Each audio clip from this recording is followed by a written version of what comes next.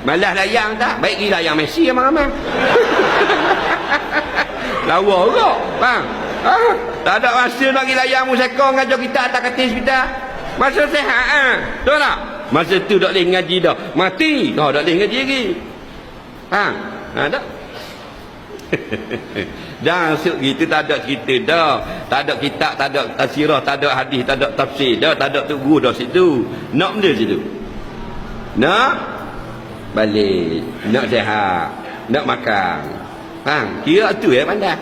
Nak anak-anak hari tengah hari garang kali hari pula ingat rasa nak akan hebat.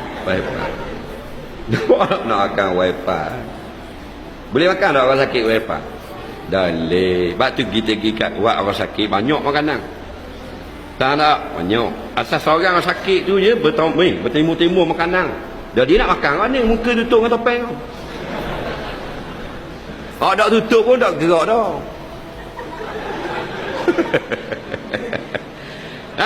Kita boleh ambil balik. Malam ada kita ambil biskut ni nak buat banyak nak tambah-tambah ada tak akan tak? Ambil tak ada mulu akan. Jangan lupa subscribe dan tonton video penuh di Suara Dunia.